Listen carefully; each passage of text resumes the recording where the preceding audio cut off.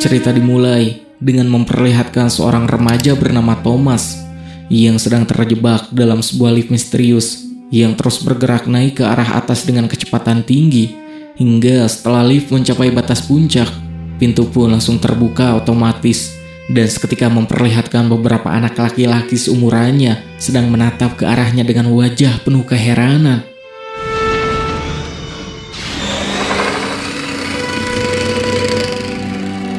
Thomas yang dirundung rasa panik luar biasa langsung melompat dan mencoba melarikan diri dari kerumunan tersebut.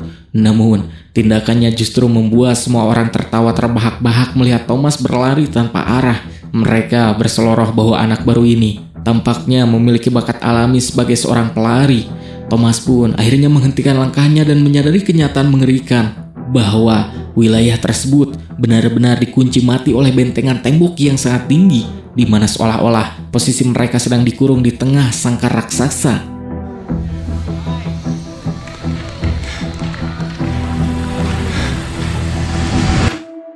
Karena dianggap bisa memicu kegaduhan, Thomas pun diamankan dan dimasukkan ke dalam sebuah kandang kayu. Saat itulah seorang anak yang bertindak sebagai pemimpin bernama LB datang mendekat untuk menemuinya. Setelah memperkenalkan diri, LB memberikan jaminan bahwa jika Thomas bisa menahan diri dan berhenti mencoba kabur, mereka akan segera membebaskannya dari dalam kandang.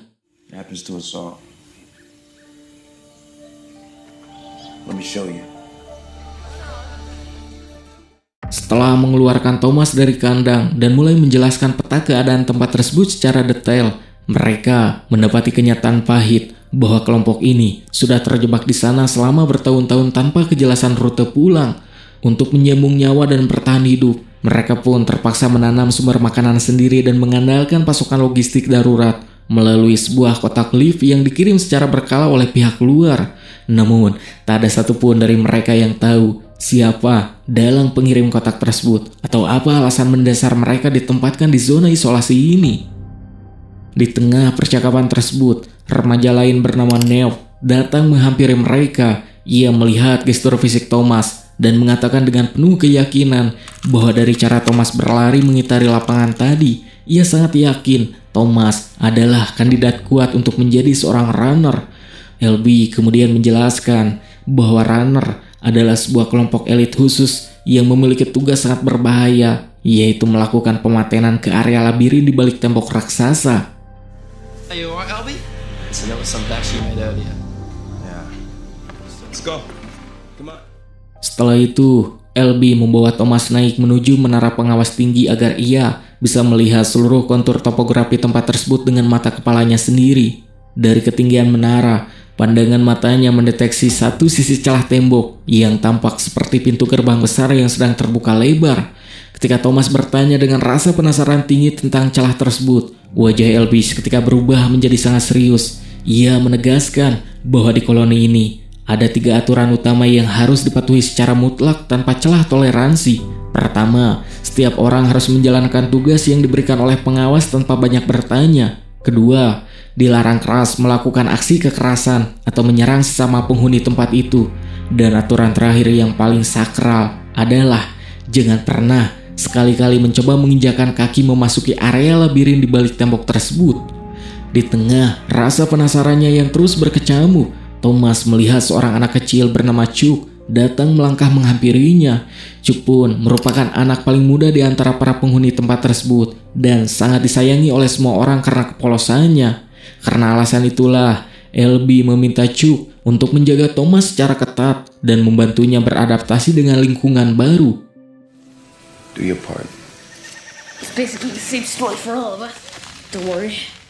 Hingga saat Chuck sedang sibuk menyiapkan tempat tidur gantung untuk Thomas, ia mendadak panik ketika melihat Thomas berjalan menyelinap mendekati celah tembok besar yang sebelumnya dilarang keras untuk dimasuki. Chuck pun langsung berlari menghampiri dan menghentikan langkah kakinya. Namun tepat di momen tersebut, 2 orang anak terlihat berlari kencang keluar dari balik celah tembok. Thomas yang penasaran pun langsung mendesak bertanya bagaimana mereka bisa menembus masuk ke sana.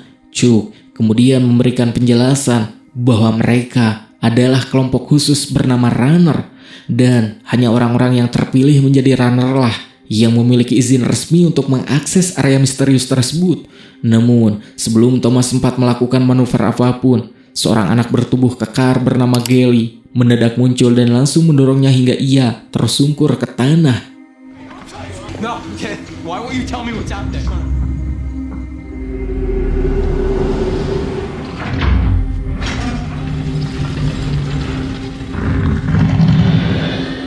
Welcome to the Glade. Malam harinya, seluruh penghuni mengadakan pesta api unggun. Thomas memilih duduk menjauh dari keramaian bersama Neo sambil berbicara mengenai peta rahasia tempat tersebut. Neo mengatakan dengan santai bahwa Thomas sangat beruntung sebab jika Gally tak menghentikan aksi nekatnya tadi sore, mungkin malam ini tubuh Thomas sudah tersesat selamanya di dalam labirin. Neo kemudian mengarahkan pandangannya menunjukkan seorang anak yang merupakan pemimpin dari para runner. Ia pun membeberkan fakta bahwa selama 3 tahun terakhir, para runner telah berusaha mati-matian membuat replika peta labirin demi menemukan celah rute jalan keluar. Neo menjelaskan bahwa labirin tersebut memiliki sistem mekanis gila yang berubah setiap malam.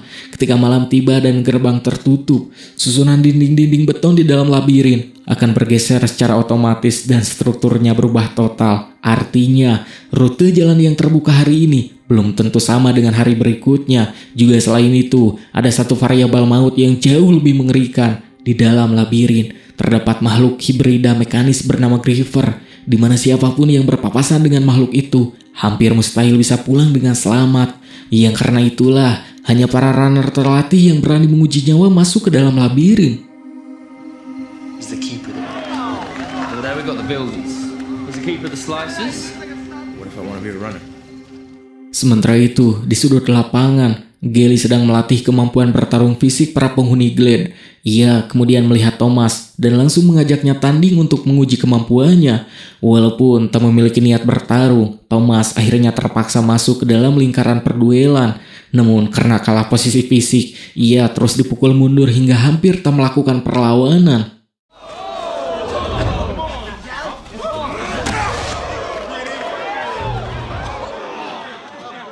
I remember my name. Namun, pasca kejadian terung itu, Thomas mulai mengalami kilasan mimpi aneh. Dalam mimpinya, ia melihat instalasi laboratorium besar milik organisasi misterius, di mana para ilmuwan mengelilinginya dan melakukan eksperimen gila terhadap tubuhnya.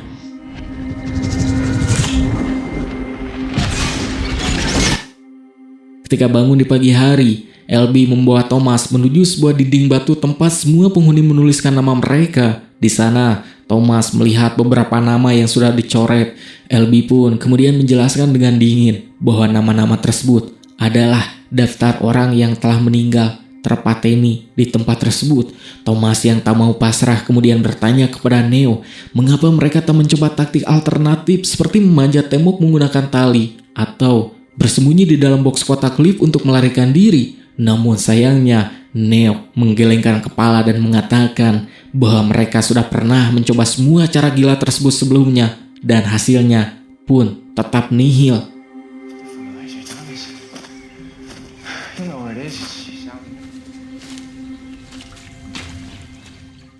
Sejak saat itulah, Thomas mencoba menjalankan tugas sehari-harinya dengan normal. Namun, dugaannya salah besar sebab mengira camp ini adalah tempat aman karena tiba-tiba saja seorang anak bernama Ben mendadak merangsek menyerang Thomas secara membabi buta tanpa alasan yang jelas. Thomas yang tak mengerti apapun berusaha sekuat tenaga untuk melakukan perlawanan fisik. Akan tetapi Ben terus berteriak menyalahkannya.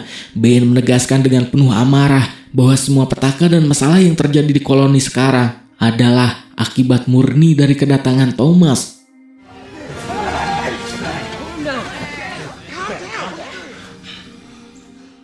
Ketika Ben diperiksa, mereka mendapati kenyataan mengerikan bahwa Ben ternyata sudah terkena sengatan mematikan dari makhluk bernama Griever. Yang karena takut infeksi mematikan tersebut menyebar ke penghuni lain, para Glader akhirnya mengambil tindakan untuk mengurung Ben di dalam sebuah kandang kayu kokoh.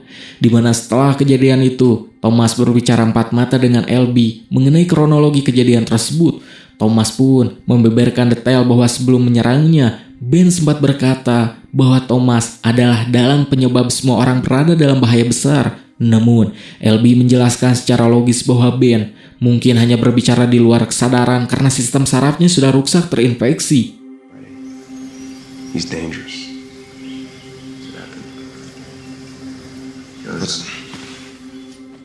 Keesokan harinya, sebuah keputusan eksekusi yang sangat berat harus dibuat oleh para pemimpin Glade. Di tempat terisolasi ini, hukum alamnya sangat dingin. Siapapun yang sudah terkena infeksi sirkuit Griever tak akan bisa diselamatkan lagi.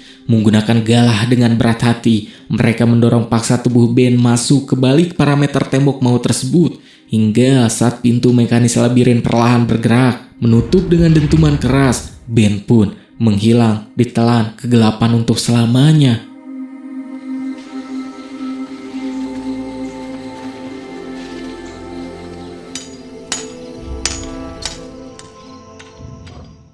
Kejadian eksekusi tersebut membuat sirkuit mental Thomas dirundung rasa bersalah yang sangat hebat. Ia mulai berpikir bahwa mungkin semua rentetan kejadian buruk ini terjadi karena faktor kehadirannya di tempat itu. Malam itu, Thomas kembali mengalami kilasan mimpi aneh saat tertidur. Kali ini, ia melihat siluet seorang perempuan misterius memanggil namanya. Dan yang lebih membingungkan lagi, ia juga mendengar suara seorang wanita berpakaian putih di laboratorium sedang memaparkan sesuatu tentang sebuah proyek eksperimen. Thomas tak mengerti siapa mereka dan apa hubungan masa lalunya dengan proyek gila tersebut.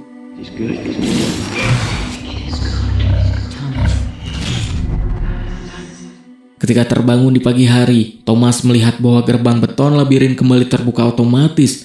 Tetapi kali ini, ada parameter yang berbeda dari biasanya. 2 orang runner melangkah masuk membelah terowongan bersama dengan LB. Thomas tersentak karena ia tahu LB bukan bagian dari unit runner. Ia pun segera bertanya kepada Neo, mengapa sang pemimpin ikut masuk menerobos ke dalam labirin? Namun hasilnya nihil karena Neo terlihat sengaja menghindari pertanyaan tersebut.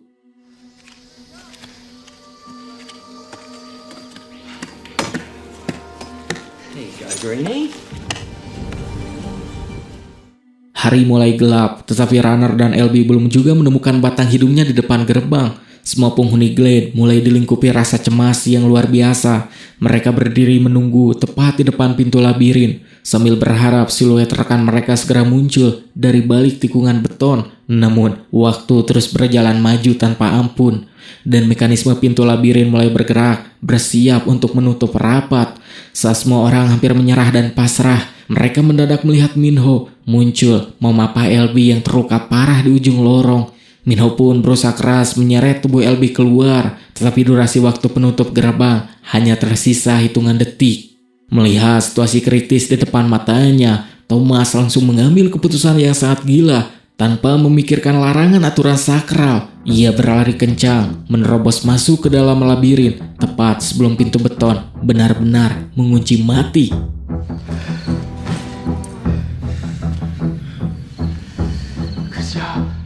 Ketika memeriksa kondisi LB, Thomas mendeteksi fakta buruk bahwa pemimpin Glade itu sudah lumpuh akibat terkena serangan sengatan Griever. Kondisi mereka pun kini berada di titik paling kritis karena mereka resmi terjebak di dalam labirin saat malam hari. Hingga tak lama kemudian, suara raungan mengerikan dari Griever mulai terdengar menggema semakin mendekat ke arah koordinat mereka. Mereka sadar bahwa kini satu-satunya pilihan rasional yang tersisa adalah bertarung mati-matian demi bertahan hidup hingga pagi tiba.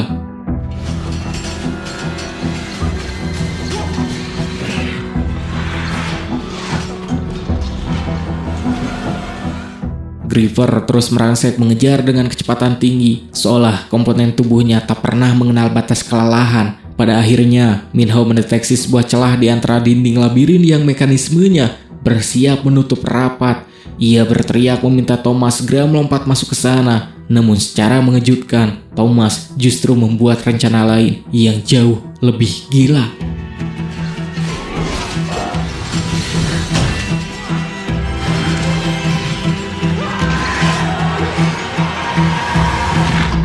Di luar labirin, semua geleder yang menunggu di depan gerbang sudah mengira jika mereka takkan pernah pulang hidup-hidup. Namun tak lama kemudian, mereka tersentak ketika melihat siluet Thomas, Minho, dan LB berhasil melangkah keluar dengan selamat. Semua orang pun tentu terkejut bukan main. Dan yang lebih hebatnya lagi, ini adalah fakta sejarah untuk pertama kalinya setelah bertahun-tahun. Seseorang berhasil melumpuhkan dan mempateni Griever. Akan tetapi, masalah internal baru mendadak muncul karena tindakan Thomas dinilai melanggar aturan sakral dengan nekat masuk ke dalam labirin. Gally yang emosi langsung mendesak untuk memberikan hukuman kepadanya. Namun usulan Gally dipatahkan karena Minho langsung pasang badan membela Thomas. Ia menegaskan bahwa Thomas bukan hanya sekadar menyelamatkan nyawa LB, tetapi juga berhasil melakukan pencapaian yang belum pernah dieksekusi oleh siapapun di koloni ini, yaitu membunuh monster Griever. Karena keberanian ekstrim itulah, banyak leader mulai melirik dan menganggap Thomas sebagai kandidat paling logis untuk menjadi seorang runner. Things are changing. Self to go into the maze. You were there with him. What do you think? In all the time we've been here, It is that you do not. Tetapi sebelum keputusan resmi dibuat oleh pengawas, Liv mendadak bergerak naik kembali ke permukaan secara tak terjadwal. Artinya, ada pasukan logistik atau orang baru yang sedang dikirim ke tempat mereka. Semua orang pun langsung berkumpul mengitari lubang dan terkejut saat melihat seorang perempuan muncul dari dalam lift, di mana di dalam cengkraman tangannya terdapat sebuah pesan singkat yang menyatakan fakta bahwa ia adalah geleder terakhir yang dikirim. She's dead. Hingga ketika perempuan itu mulai sadar dari pingsannya, sirkuit otaknya langsung menyebut nama Thomas secara spesifik sebelum akhirnya ia kembali kehilangan kesadaran.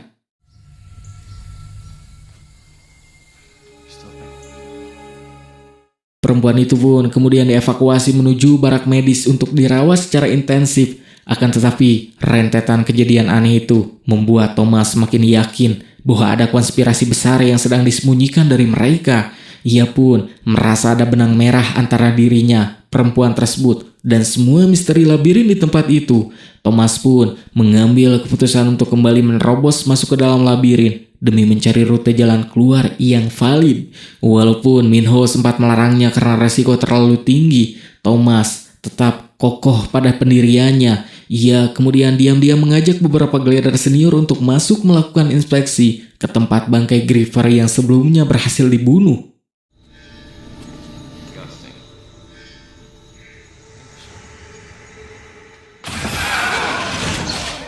come on, let's try and pull it out.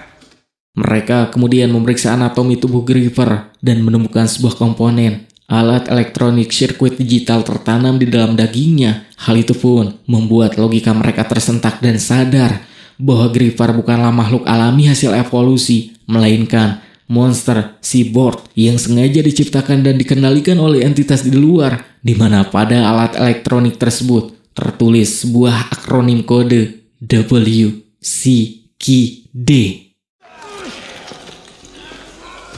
You okay for it? Yeah. Let me take yourself back at the glade.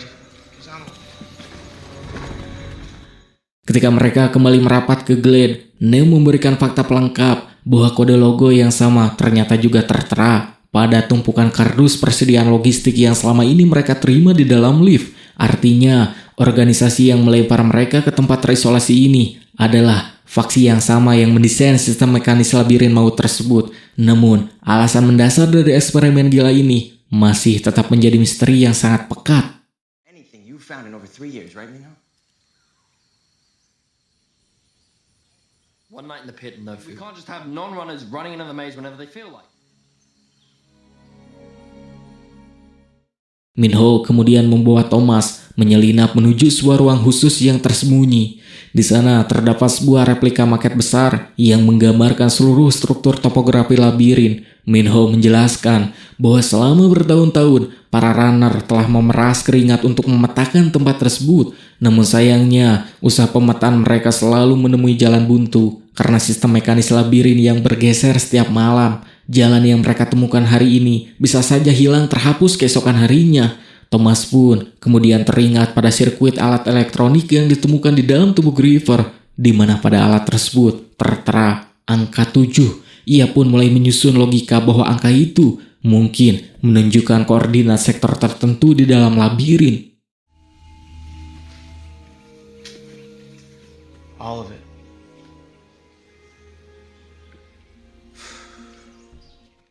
Tak lama kemudian, sebuah kabar darurat datang jika perempuan tadi telah sadar sepenuhnya. Namun, perempuan tersebut justru mengalami kepanikan akut dan menyerang orang-orang di sekitarnya menggunakan benda seadanya. Nama perempuan itu adalah Teresa. Hingga ketika Thomas datang melangkah maju dan memperkenalkan dirinya, Teresa perlahan mulai menenangkan emosinya. Thomas pun mencoba menjelaskan bahwa anomali kehilangan ingatan adalah hal yang wajar yang dialami oleh setiap orang baru di camp tersebut. Namun secara mengejutkan, Teresa mengatakan sesuatu yang berbeda dari kasus Glider lainnya. Ia menegaskan masih mengingat namanya secara utuh. Bahkan, ia juga masih menyimpan memori samar tentang beberapa hal krusial mengenai dirinya. Dan satu-satunya yang terkunci dari otaknya adalah bagaimana ia bisa terseret sampai ke tempat ini.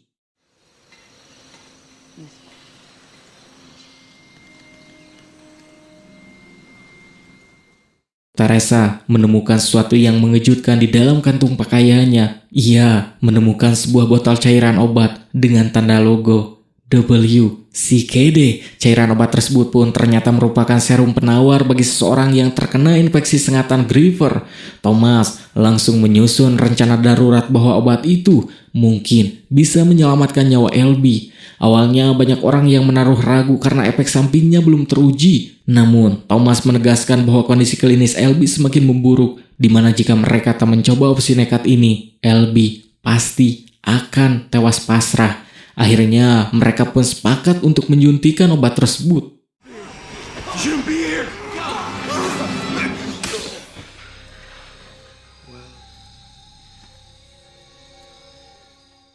Setelah instalasi medis LB selesai, Thomas kembali menyusun untuk menerobos masuk ke dalam labirin guna melacak rute jalan keluar. Kali ini Gelly berpura-pura ikut bersamanya. Namun dugaan Thomas salah besar karena ternyata Gelly memiliki rencana busuk lain. Ia menjebak Thomas dan mengurungnya secara paksa di dalam sebuah kandang kayu. Gelly percaya sepenuhnya bahwa semua masalah yang terjadi adalah akibat murni dari kedatangan Thomas, di mana menurutnya jika mereka terus mengikuti aturan lama, semuanya akan kembali normal. Setelah Gelly pergi meninggalkan lokasi, Chuck datang diam-diam dan memberikan Thomas Mamun. Saat itu, Chuck menunjukkan sebuah boneka kayu sederhana yang ia rawat sendiri menggunakan pisau seadanya. Ia mengatakan dengan mata berkaca-kaca bahwa boneka tersebut akan diberikan kepada kedua orang tuanya jika suatu hari nanti ia berhasil lolos keluar dari tempat itu. Meskipun sirkuit otaknya tak mampu mengingat wajah keluarganya, Chuck tetap menaruh harapan besar bisa bertemu mereka kembali. Thomas pun berusaha menenangkan mental Chuck dan mengunci sebuah janji bahwa mereka semua akan keluar bersama-sama.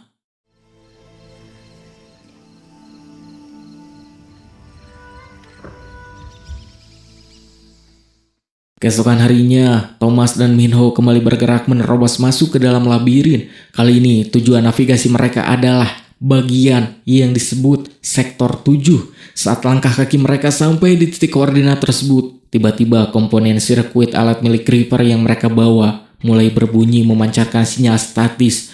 Thomas pun menyadari bahwa alat tersebut kemungkinan besar berfungsi sebagai kunci elektronik yang menunjukkan arah menuju jalan keluar. Mereka pun terus mengikuti arah sinyal itu hingga menemukan sebuah area lorong baru yang belum pernah ditemukan oleh runner manapun sebelumnya. You ever see this place before? Di tempat baru tersebut, komponen sirkuit elektronik yang mereka bawa tiba-tiba bereaksi menyala dan sebuah lampu indikator hijau muncul. Hingga tak lama kemudian, mekanisme roda gigi berputar, membuat beberapa pintu baja besar di depan mereka mulai bergerak terbuka lebar. Thomas dan Minho terkejut bukan main, karena selama bertahun-tahun mengunci perimeter, belum pernah ada seorang pun dari unit runner yang berhasil menemukan instalasi rahasia tersebut. Namun, sebelum sirkuit logika mereka sempat memahami apa yang sebenarnya terjadi, sistem keamanan labirin mendadak mengalami malafungsi, di mana seluruh pintu baja itu mulai kembali bergerak menutup, memaksa mereka untuk berlari sebelum sempat mengetahui apapun.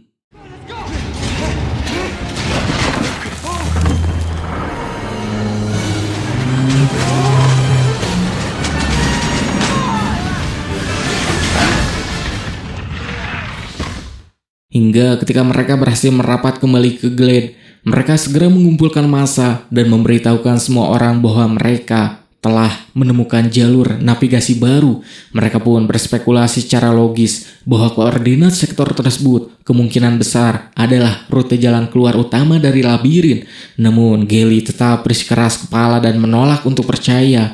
Ia menegaskan dengan penuh amarah bahwa tempat baru tersebut bisa saja hanyalah skenario jebakan maut yang sengaja didesain oleh para Griever untuk membebat habis mereka semua secara massal. Dan di tengah perdebatan internal yang semakin memanas, Teresa mendadak datang membelah kerumunan, membawa kabar bahwa ingatan LB sudah sadar sepenuhnya pasca penyuntikan serum. Semua orang pun segera bergerak menuju barak medis untuk memeriksa kondisinya. Namun secara mengejutkan, ketika kelopak mata LB terbuka dan melihat siluet Thomas, ekspresi wajahnya langsung berubah drastis. LB menegaskan dengan suara gemetar bahwa seluruh sirkuit ingatannya telah kembali pulih secara utuh. Ia mengenal siapa identitas Thomas yang sebenarnya. Menurut pemaparan LB, Thomas bukanlah orang asing yang terdampar tanpa sengaja. Dan yang lebih mengejutkan lagi, Thomas adalah bagian murni dari komplotan mereka.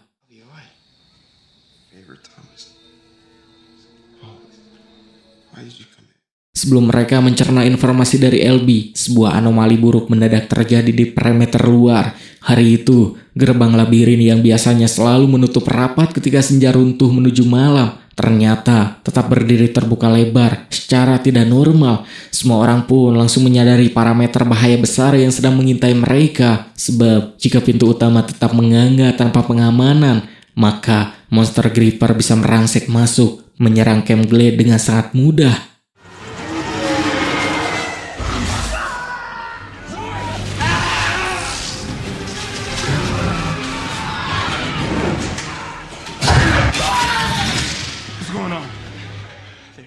Kepanikan massal pun langsung terjadi di seluruh sudut Glade. Satu persatu penghuni Glade tumbang menjadi korban keganasan mutilasi dari cakar mekanisme makhluk mengerikan tersebut. Sementara itu, Thomas bersama Teresa juga yang lain berhasil mengamankan diri di dalam sebuah tempat evakuasi darurat.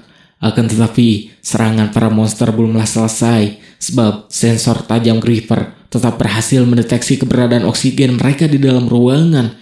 Makhluk itu pun mendobrak dinding dan kembali melakukan serangan agresif. Kali ini, target cakar mekanismenya terkunci murni mengarah ke tubuh Chuck. Griever berusaha menarik paksa anak kecil itu untuk dibawa pergi ke dalam labirin. Hingga ketegangan mencapai puncaknya saat LB mengambil keputusan nekat mempertaruhkan nyawanya sendiri demi menyelamatkan Chuck.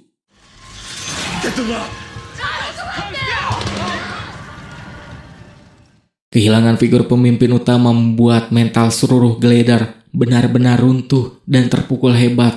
Suasana camp yang sebelumnya dipenuhi oleh harapan membubung untuk pulang seketika berbalik 180 derajat menjadi duka nestapa yang sangat pekat. Gally melangkah dengan penuh amarah menghampiri posisi Thomas. Ia kembali menodongkan telunjuk menyalahkan Thomas atas semua petaka kematian yang terjadi malam ini. Kali ini, sirkuit mental Thomas tak bisa sepenuhnya melakukan sanggahan atau menolak tuduhan tersebut. Ia mulai dilengkupi frustasi dan berpikir bahwa mungkin memang kehadiran dirinya adalah magnet pembawa sial bagi koloni ini. Namun, ia kembali teringat kalimat terakhir dari mulut LB bahwa dirinya sebenarnya adalah bagian dari organisasi pembuat eksperimen. Karena tak ada pilihan taktis lain untuk memulihkan memorinya yang terkunci, Thomas mengambil keputusan gila yang sangat berbahaya. Ia dengan sengaja menusukkan potongan ekor Griever pada tubuhnya, dan seketika kesadaran Thomas pun runtuh total. Thomas pun kembali mengalami kilasan mimpi buruk yang sama seperti sebelumnya. Namun kali ini, semua memori kelam yang terkunci terasa jauh lebih jelas dan transparan. Ia melihat dengan mata kepalanya sendiri bahwa dirinya dan Teresa memang memiliki hubungan darah dengan instalasi tempat tersebut. Thomas akhirnya mengetahui fakta pahit bahwa mereka berdua bukanlah orang biasa yang diculik tanpa alasan. Mereka ternyata adalah bagian murni dari kelompok elit khusus yang sebelumnya bekerja sama dengan para ilmuwan luar. Dan ketika kesadaran Thomas akhirnya kembali pulih ke permukaan, ia langsung menjelaskan secara jujur semua memori yang berhasil ia ingat. Ia mengaku secara jantan bahwa dirinya memang memiliki hubungan masa lalu dengan faksi pencipta labirin. Ia juga membeberkan fakta bahwa mereka semua dikirim ke tempat terisolasi tersebut murni untuk kepentingan sebuah eksperimen sains. It doesn't matter. These creators took care of that. Albie would still be alive. And that means Albie died for nothing and I can't have that. Okay, but we gotta get through Galley first. Thomas bersama Minho, Neo, Chuck, Teresa, dan beberapa glider senior lainnya mengambil keputusan bulat untuk melakukan perjalanan terakhir menerobos masuk ke jantung labirin. Tujuan navigasi mereka hanya satu, yaitu keluar atau tewas.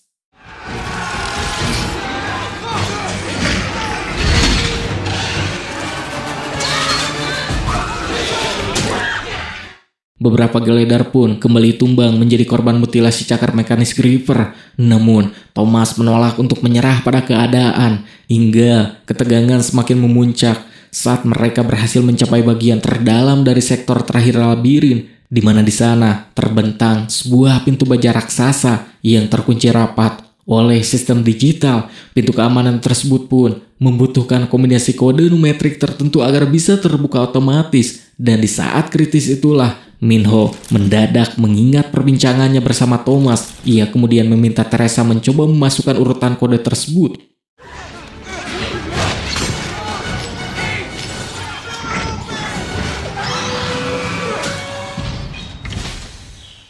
Pintu baja itu pun bergerak terbuka, dan untuk pertama kalinya sepanjang sejarah hidup mereka, para glider bisa melihat apa yang disembunyikan di balik dinding labirin. Namun, suasana di dalam tempat tersebut tampak kosong melompong dan mati. Tak ada tanda-tanda aktivitas manusia sedikit pun, sebab yang mereka temukan di sepanjang lantai hanyalah tumpukan jasad para ilmuwan yang sepertinya baru saja dipateni secara brutal. Hingga saat mereka mulai melangkah mencari jawaban, tiba-tiba sebuah layar monitor besar di dinding menyala otomatis memancarkan sinyal video, dan di dalam rekaman tersebut muncul sosok seorang wanita bernama Eva Page. Ia adalah salah satu ilmuwan utama dari organisasi WCKD yang memegang tanggung jawab penuh atas proyek eksperimen gila ini, di mana dengan intonasi suara yang datar, Eva mulai memaparkan seluruh konspirasi rahasia di balik sirkuit pembuatan labirin maut tersebut.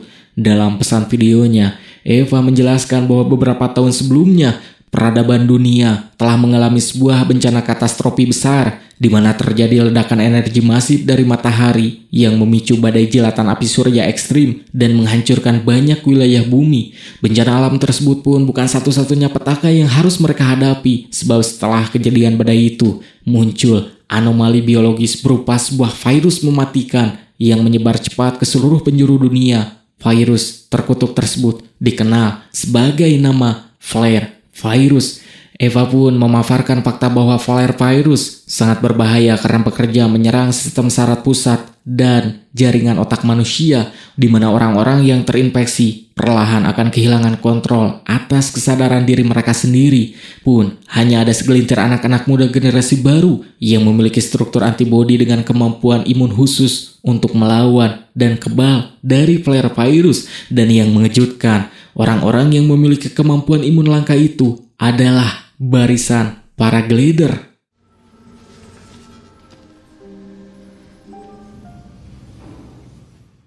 Akhirnya, Thomas dan seluruh glider yang tersisa memahami benang merah dari semua kebenaran ini. Labirin beton, monster hibrida Griever, anomali kehilangan ingatan, dan semua penderitaan darah air mata yang mereka alami selama bertahun-tahun ternyata merupakan bagian dari penelitian. Namun sebelum logika mereka sempat mencerna semuanya secara utuh, dalam rekaman terlihat ada faksi pasukan pemberontak bersenjata yang melakukan serangan dadakan menerobos masuk ke instalasi laboratorium tersebut. Mereka membabat habis para ilmuwan yang ada di sana tanpa ampun. Di dalam rekaman video, Eva Page mendiskon umurnya sendiri dengan menjedor hulunya agar rahasia hasil eksperimen tersebut tak jatuh ke tangan faksi musuh.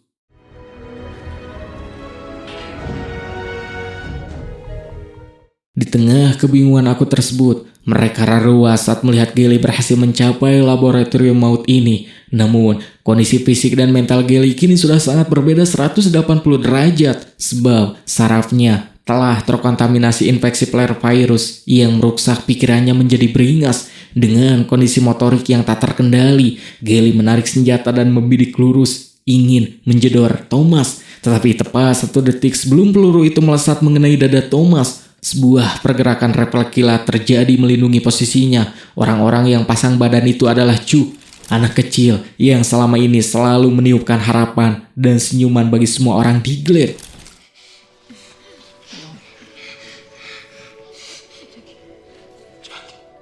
Hey, Chuck, come on! Melihat kejadian tragis itu, semua orang tak mampu menahan air mata melihat sosok anak kecil yang tak tahu apapun, kini tergeletak tak bergerak. Come on. Namun, kekejaman tak memiliki waktu. Sekelompok orang bersenjata lengkap tiba-tiba merapat masuk ke dalam laboratorium. Mereka memberikan garansi verbal bahwa mereka datang sebagai tim penyelamat untuk mengevakuasi para korban eksperimen. Thomas dan para gledar yang tersisa pun digiring keluar menuju landasan dan diterbangkan pergi menggunakan helikopter, di mana saat perjalanan udara berlangsung menembus awan, mereka melihat pemandangan labirin tak berujung yang selama ini mengurung mereka selama bertahun-tahun.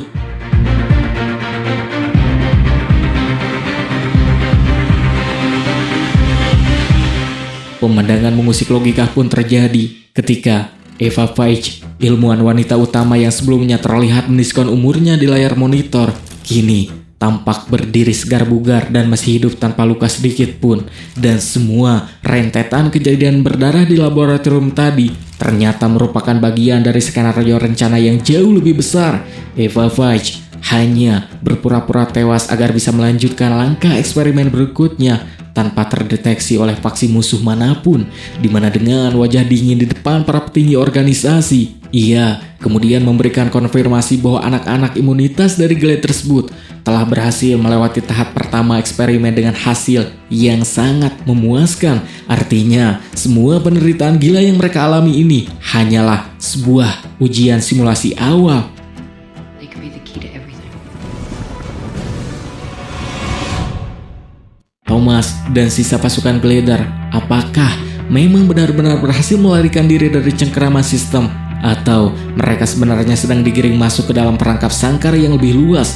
Apakah mereka memiliki kapasitas untuk memperbaiki kehancuran bumi ini? Dan apakah semua tumbal pengorbanan nyawa yang mereka lakukan akan membawa perubahan yang sebanding? Semua jawaban misteri tersebut akan terungkap secara belak-belakan dalam perjalanan mereka di babak berikutnya. Segitu saja untuk video kali ini. Like dan subscribe jika kalian menyukainya. Abrai Seberkancah Kru yang bertugas pamit undur, pamit ungkur dari hadapan Anda, dan bye.